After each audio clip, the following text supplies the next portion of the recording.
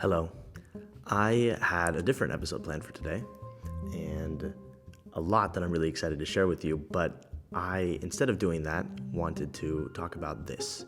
And the reason for that is because this is something I'm working through and trying to figure out in real time. Like, this is something I've been struggling with in particular over the last few weeks.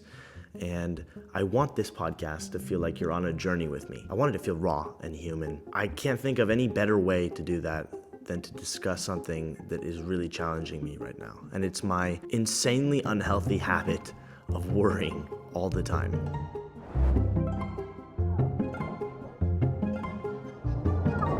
This is something I've struggled with for the entirety of my adult life.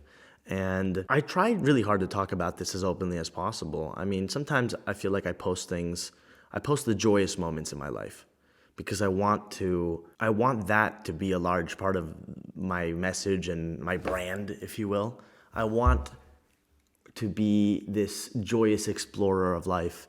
But there's another side to things that I really struggle with. And it's this constant worrying. It's this terrible habit I've got of expending a tremendous amount of energy spinning in my thoughts, looking for solutions, attempting to control things that I actually probably have no control over. I think that's what worrying is. It's this kind of false illusion that we create for ourselves that we can control something that we cannot. By manufacturing this form of suffering, we stake a claim over it. Kind of like, okay, I'm making myself feel miserable, therefore I have control over the situation. When I think about it, it's actually frightening how much energy I expend, how much energy I invest in these terrible thoughts that I have bouncing around in my head. And the reason I wanted to talk about this is because the latest trigger for my worrying is actually this podcast. Isn't that funny? Isn't that ironic?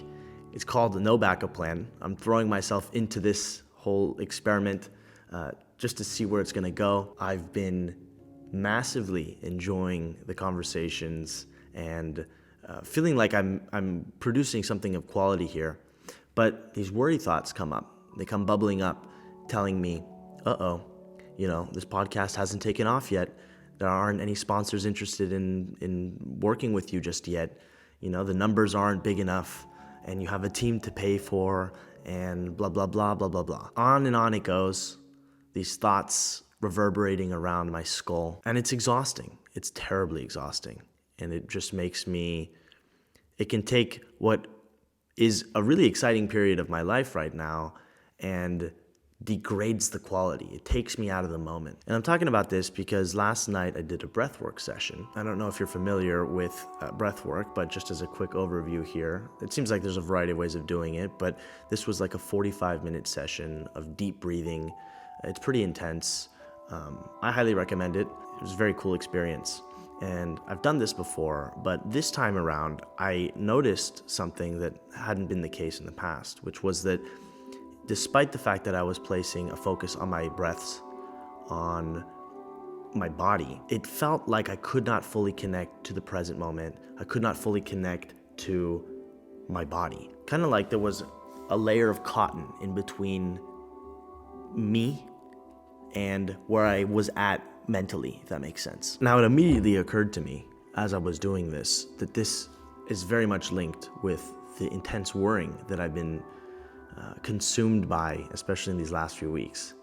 It's almost like by engaging so much in that, it really takes you outside of yourself, not in a good way. So during this breathwork session, I just decided to be observant about this, to explore this, and to be as reflective as possible, which is sort of what led to a lot of these thoughts. The realization that I can be more connected to myself. And so I sort of explored what it was going to take to get more connected to myself. And when I do things like this, when I do a breathwork session, for example, or it could be like a run through nature, or, just any sort of activity that takes me out of the echo chamber of my mind, there comes this powerful reminder that there's something deeper, actually, that is me, that is much more me than any of these thoughts.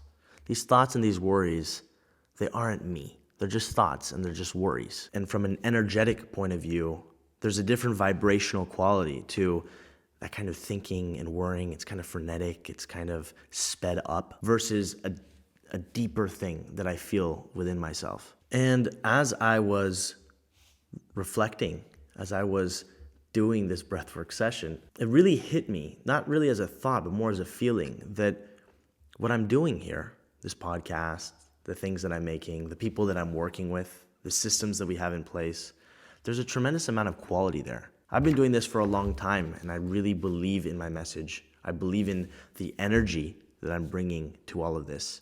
You know, I'm pouring my soul into this. I had this thought, which is that it does not have to be this way.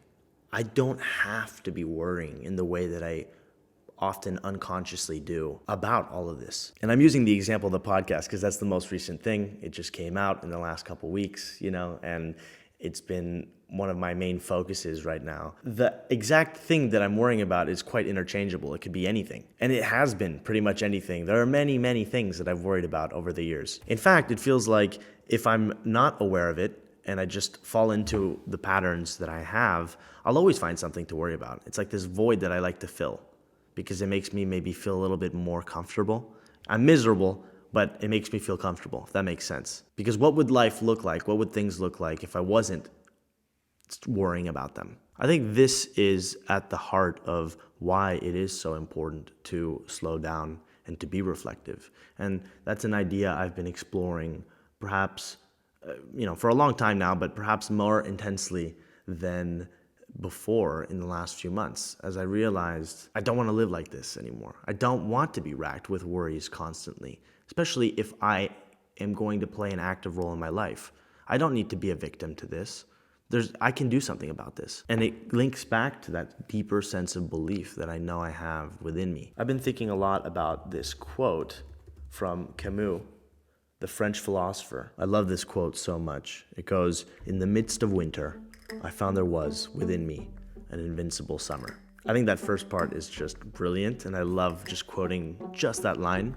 But the next line is actually quite nice as well. He writes, "And that makes me happy, for it says that no matter how hard the world pushes against me, within me there's something stronger, something better, pushing right back." I think this is a subject of grave importance because examining the negative impacts of worrying reveals just how destructive it can be. As I said already, it exhausts me, but it also feels like it distances me from that which I find beautiful, the beauty of the present moment. And nowhere did I feel this more acutely than during that breathwork session where I felt I could not fully connect with myself. I could see that this is going to require a considerable amount of work bringing myself back to a place where I can be more connected with myself. In a sense, this comes all the way back around to the name of this entire project, which is No Backup Plan.